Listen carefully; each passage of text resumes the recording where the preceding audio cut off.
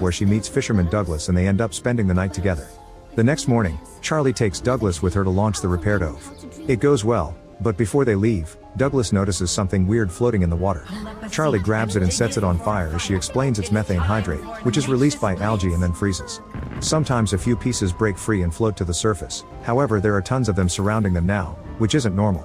Charlie records it all and later sends it to the Institute for Professor Lehman and her other co-workers to analyze. Lehman asks Charlie to investigate if this is happening anywhere else in the area. Meanwhile in Canada, Leon and a co-worker of the Vancouver Marine Institute discover a dead orca at the beach with strange bruises on its body that could only be made by humans. Calculating the direction it came from, the duo visits the local fishermen at the cove and learns that the orca attacked their boat, which isn't normal behavior. The fishermen had no choice but to fight back to save their own lives. Later, Leon keeps an eye on the whale tracker and worries because the migrating whales haven't shown up at the usual time, which never happens. This is also causing trouble for local tourism since many people come by just to hire boat rides and watch the whales. Leon's girlfriend Lizzie runs a small boat and worries she may have to sell it if the whales don't arrive soon. The following day, Leon gets very excited when he hears signals indicating the whales have finally shown up. He calls Lizzie to let her know and is surprised to hear that all of them have come at the same time all over the coast. While Lizzie takes some tourists out on her boat including reporter Alicia, Leon heads out to do his research and is startled when a whale surfaces just to stare at him for a moment before leaving. Then Leo discovers multiple orcas advancing toward Lizzie's boat at a great speed, so he immediately goes after them to check what's happening. At that moment, a whale begins performing a few flips for the tourists, only to suddenly land directly on the boat and break it in two. People fall into the water and the orcas arrive to start feeding on them. Leon calls for help before bringing as many people as possible into his boat. Alicia manages to get aboard but Lizzie goes back to save a child. She pushes the little girl onto the boat safely, however before she can jump in as well, an orca eats her. Meanwhile in a restaurant in France, a chef is getting the lobsters ready for cooking. He suddenly notices one of them is exuding a weird white liquid and the lobster even squirts it in his face. Furious, the chef makes two employees take care of it and the lobster ends up in the garbage disposal. Soon the chef begins to feel unwell and goes outside for fresh air, only to collapse to the ground. Sometime later, one of the employees is sent to the hospital because of fever, black vomit, and diarrhea. Doctors Sophia and Cecile hear about the chef's death, who was found with the same black vomit, and request permission for an autopsy. Cecile worries that this may be something contagious going around the restaurant staff, so she goes to talk to one of the cooks and learns about the lobster incident. Afterward she goes to check on the other cook that handled the lobster, who has missed work today. Unfortunately by the time Cecile makes it to the cook's apartment, she's already dead. At that same time in the hospital, the first cook goes through a cardiac arrest and Sophia with her team try to save him, but sadly he doesn't make it. In the meantime, Leon is trying to deal with his grief when he meets an astrophysicist called Samantha, who compares the sea to space and gives him her card in case he ever needs someone to talk to. Then Leon visits the port offices and is shocked to learn that humpback whales have been attacking ships all over the area. Usually they're only aggressive to protect their babies, but it's not mating season and only big whales have been seen around. Leon also notices that the ships are covered with way more mussels than normal, so he takes a few for his research.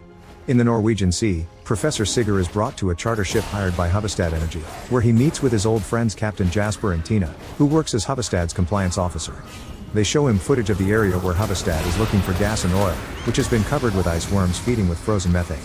They're multiplying at an alarming speed, but when their camera tries to get closer, a strange interference interrupts the recording. Afterward Sigurd gets to study one of these worms up close and notices they have different claws from usual, they're bigger, and their reproduction is happening faster as well.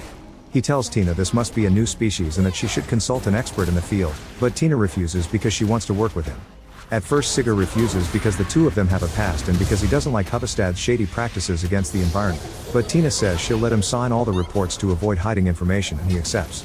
Later, Sigurd and Tina bring their discovery to Lehman's lab and she agrees it must be a new species. The really disturbing part is that these worms are going through the ice on the sea floor even though there isn't anything for them to feed on, as if they were self-destructing. Tina must report this to Havestad and Rahim gets annoyed that a company gets a say before they can release new discoveries to the world. Afterwards Sigurd and Tina have a meeting with members of Havestad, who want to know how to solve this quickly so they can keep on digging. Tina convinces they need more samples before they can make a decision, so the board approves another trip. On their way out, Sigurd offers Tina to take her home, but he's disappointed to see her boyfriend is already there for her. During their second exploration, the camera reveals that the worms have gotten even bigger. As a test, they activate the ship's drill, but it immediately begins malfunctioning. Suddenly the ship starts shaking and swaying before something explodes underwater. Sometime later, they bring this issue to Lehman again, and she explains that the drill released the trapped methane and caused the explosion. If the ship had been smaller, it would have been destroyed. From what they can see on the scans, the bacteria mat is also eating its way through the ice, and if they reach the bottom of the seabed it'll be disastrous for marine life. Since this is getting serious, Tina invites Sigur to come with her to an energy council meeting to find out if other scientists have also seen the worms. Back to Charlie, she's doing some work at the pub and sends Jess a birthday message before taking a break with Douglas. Jess is currently with Thomas working on another expedition in a boat, and when Jess sees Charlie's message, she starts recording a video for her. Suddenly the computers start to malfunction and weird readings appear on the screens. The ship begins to shake as the sea underneath takes a weird consistency and swallows it down, killing Thomas and Jess. While Raheem and Charlie are devastated to hear the bad news, weird things continue to happen in the sea. In Venice, the locals are shocked to discover that the waters are suddenly full of jellyfish. Meanwhile, Leo shows the mussel samples to Alicia and other scientists at the Vancouver Institute, who are shocked to see the results. These mussels are much bigger than usual and their rate of reproduction is too fast, so they could be a new species or a mutation. They also notice a white substance coming out of them, so they'll have to test it too. Then Leo asks for permission to do an autopsy on the dead orca because even if it died from its wounds, its weird behavior needs an explanation. There are no signs of infection and nothing weird in its stomach. However, Leon is shocked to find a strange white clot in the dead orca's brain stem. They think it's most likely a fungus, but they'll have to run even more tests to confirm it. Later, while they analyze the pattern of the whale's attacks and other anomalies, Leon recognizes that they've all happened in the migration path of the whales. Wanting answers, Leon takes a boat with his co-worker and Alicia to the middle of the ocean, where he dives in and finds the pod of whales he tracks sleeping. Very carefully, he manages to place a camera on one of their backs, but suddenly they wake up and start acting strangely. Leon swims quickly and returns to the boat, which leaves right before the whales hit it. Sometime later, Leon is alerted that the camera has come off the whale, so he rushes to retrieve it from the ocean. In France, Cecile runs some tests on the blood from the 3 cooks and even double checks with her own blood. She reports to Sophia that it's a bacterium called Vibrio vulnificus, which produces toxins when it comes into contact with blood and causes infections. However, these infections are very rarely fatal, and what these 3 people had is a new mutation that actually consumes the person's blood at an alarming rate. Sophia informs her she's heard of more deaths with the same symptoms in a restaurant up at the coast, so it's spreading. In a car wash nearby, an employee starts feeling dizzy as a client yells at him, only to suddenly throw up black vomit and collapse. He's immediately taken to the hospital, where Sophia notices that there are 2 more cases like this coming. She discusses theories with Cecile, who discards that the infection may be airborne because they'd have even more sick people. Then it hits her, the infection must be in the water system because the lobster was thrown in the garbage disposal. While the special team closes up the car wash and takes water samples, Cecile sends her children to stay with her ex-husband and reminds them not to drink tap water. Meanwhile, Sigur travels to Switzerland to meet with Sato, a representative of Mifune Industries. Sigur knows they're losing ships to the recent trouble in the oceans and gives them an envelope with his findings about the worms. Later, Sato takes this information to the company owner Mifune, revealing they already knew about the worms. Mifune orders his employees to find out where Sigur's loyalties lay since Huvestad is the competition. In the evening, Sigur meets with Tina and demands to know if she truly only wanted to see him for work. Tina admits that she missed him and they end up spending the night together. The next day, Sato calls Sigur and shares his own information.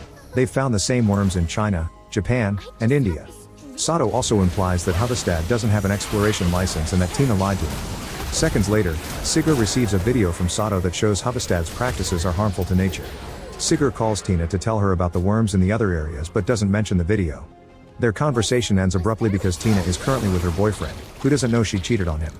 In Germany, Charlie returns to the Institute because she wants to watch the footage of the search for Jess and Thomas' sunk ship with Raheem and Lehman. The bodies haven't been found yet, but the camera shows a mysterious white substance floating around the ship which defies explanation.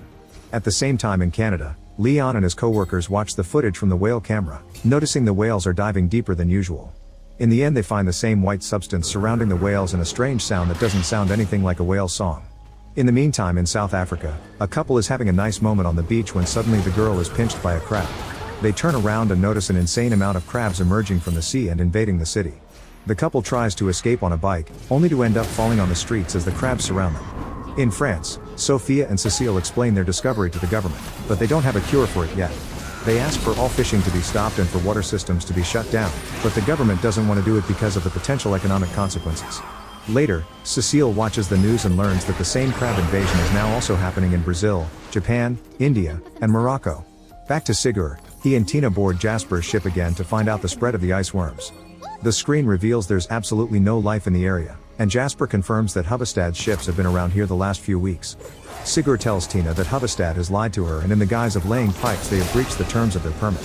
Tina is hurt that he knew about this and didn't tell her sooner, showing a lack of trust in her. Sadly, Sigur admits he indeed doesn't trust her because of the troublesome history they share, so an argument ensues until Tina walks off. Later, when Sigur tells Lehman what happened, the professor says it's very possible that Tina didn't know. She also advises Sigur not to leak the story, because Huvestad will just blame it all on Tina. In Canada, the Institute learns that their weird mussels have also been found in Madagascar, Uganda, and Paraguay. To their shock, they all have the same genetic barcode as theirs, which should be impossible. They suspect the white substance found in the whale's brain is the same that the mussel was leaking the other day, but sadly it decomposed as soon as it touched air, so Leon will have to get another sample. Leon returns to the port offices, but this time he isn't allowed in because it's become a restricted area. He pretends to leave, only to return seconds later to jump over the fence. Unfortunately, he isn't sneaky enough, and soon the guards are chasing after him until they arrest him. However, the port's boss gives Leon a chance and makes him talk to Sato, who quickly worries when he hears everything the Institute has discovered. Sometime later, Alicia points out that they should check with other organizations to see if they've heard the sound they noticed in the whale recording before, so Leon tells her to contact Samantha. In France, a bunch of boxes labeled biohazard are brought to the university so Cecile can run some tests on the crabs that were sent from Morocco.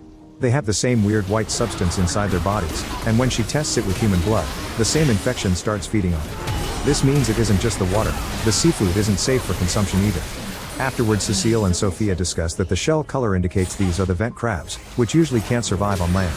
They're either a mutation or a new species. Meanwhile, Charlie returns to Scotland and discovers she has a message from Jess recorded right before she drowned. To deal with her grief, she watches it a couple of times, only to discover the white substance appearing on the window. She also notices there's a weird noise in the recording, and when she compares it to the footage from the underwater camera, she confirms they're the same. She immediately calls Rahim and asks him to share this with Lehman. At the same time, Sigur tries contacting Tina on her work phone since she won't pick up her personal number, only to learn she doesn't work at Huvestad anymore. Afterward, he goes to see Lehman, who tells him of a slide in Japan caused by the ice worms. This slide was small, but it could be an alert of bigger disasters happening, and Sigur points out the worms are only appearing in areas where they can do the most damage to mankind. Lehman thinks that's crazy, but Rahim takes the chance to tell her about Charlie's discovery. However, even after hearing Charlie out and seeing the matching wavelengths, Lehman still thinks it's just the same glitch on the comm signal and not a sign of anything. Charlie insists she's onto something and shows that before all the ships sunk, there was a spike in water temperature above a vent that is supposed to be dormant. Lehman refuses to believe there's a force on Earth that could take the water from the vent to the ship and yells at Charlie, forbidding her from going down there to investigate. Sometime later, Sigur learns that the International Council for the Protection of the Ocean has called for an urgent meeting in Switzerland. He calls Sato to explain he wants to go to see the council because he has a theory that all these incidents are probably connected, and in return Sato gives him Leon's number so they can compare notes, promising to get him a place in the big meeting. After calling Leon to share the information they have, Sigur goes home and is surprised to find Tina inside. He tries apologizing for not trusting her, but Tina just says she's tired of lying bosses and announces that she is going away alone. Hurt, Sigur tells her that he can't imagine life without her, but Tina only responds goodbye before leaving. Later, Sigur checks out Leon's footage and realizes that the noise is the same as the one Charlie identified. He quickly sends it to the Institute, and this is enough proof to send a Deepwater O for further testing. Lehman also authorizes Sigur to go along. While Sigur brings the OV and Leon's footage to Charlie, everyone in the Institute gets a warning about a tsunami forming near the coasts of Norway, Denmark, and Scotland. Rahim tries to contact Charlie, but she left the phone behind while saying goodbye to Sigur, who is now taking off in a helicopter. At the same time that Douglas is arriving to visit Charlie, Lehman manages to get in contact with Sigur, who immediately tells the pilot to wait. He runs to warn Charlie, who wants to go after Douglas to save him too, but there isn't enough time. Sigur drags her into the helicopter and it flies off, so Charlie has to watch her boyfriend die and her home get destroyed. In the meantime, Tina goes to see her boyfriend to break up with him. She's near the beach when she suddenly sees a bunch of birds flying by and the water begins to form a giant wave right in front of her. Everyone in the area begins running away and Tina tries to get help from her boyfriend, who escapes in his car alone even though he did see her. Knowing there's no hope, Tina gets in her own car and leaves a message for Sigur, saying, "I cannot imagine my life without you," either right before the wave kills her too. All news outlets over the world cover this disaster, which caused thousands of deaths. Charlie leaves Scotland and Rahim tries to take care of her while Sigur goes home and finds Tina's message, which causes him to have a breakdown as he plays it on repeat. Soon Cecile holds a press conference, attended by Samantha, Alicia, and Sato while the others watch it on TV. She shares everything she's discovered about the crabs and how she believes it's connected to all the weird things happening, even saying the deaths caused by the tsunami could have been prevented. After the conference is over, Sigur calls Sato to ask for a meeting with both Cecile and Leon. In the evening, Cecile and Sigur meet through a video call and discuss the possibility of all these events being strategically planned. Cecile even theorizes that whoever is doing this is learning from previous events because the infected lobsters were fished but the crabs came to town themselves. The next day, Sigur meets with Leon, Charlie, Cecile, and Raheem at the Institute and they try to convince Layman of their theory. They think there's a mysterious sentient being that is coordinating all the animals to cause these attacks to get back at humanity for how they've ruined the planet. However, Layman refuses to believe it, saying this goes against all the foundations of science, so she won't endorse Sigur's presentation for the council. Afterward, Sigur informs Sato that Layman isn't coming, but Sato isn't worried because he thinks they have enough proof. Raheem and Cecile chat for a while and think that this being's actions are defensive, not aggressive. Later in the evening, Sigur notices Leon's bracelet and hears a story about the symbol on it, which his mother gave him for his curiosity because it means unknown. Sigur likes the symbol and draws it on paper, inspiring him to call the mysterious being The following day, the team brings their presentation to the council, explaining they want funding to make contact with and ask it to stop. Unfortunately, the council thinks the idea of nature attacking humans for revenge is ridiculous. They don't consider there's enough proof and are suspicious of the fact the team has connections to Mifune Industries and Hubestad but no support from any of the actual science organizations they work for. After the disappointing meeting, Alicia brings Samansa to meet the team with some big news. This weird signal they found near the beaches has also been picked up in Antarctica and the Arctic Ocean. Samantha agrees with the team's theory and wants to join them. Meanwhile, Sato and Sigur have a chat with Mifune, who approves of the theory too and has decided to fund the project. Afterward, Sigur tells the details of the mission to the rest of the team, explaining it's very dangerous so he won't judge anyone that wants to quit now. Charlie has no relatives so it's easy for her to accept, but Raheem informs her he won't join the project because he's worked enough so now he wants to spend time with his family. Charlie can't help feeling betrayed. The rest of the team does accept to go, but they visit their families before leaving. Cecile doesn't tell her children of the danger, but in private, she arranges all the paperwork with her ex-husband in case something happens. Sigur spends his evening hearing Tina's message until he's finally capable of deleting it. Soon the team leaves on Jasper's ship and by analyzing all their information, they calculate her must be somewhere in the Mali Deep located in the Arctic Ocean.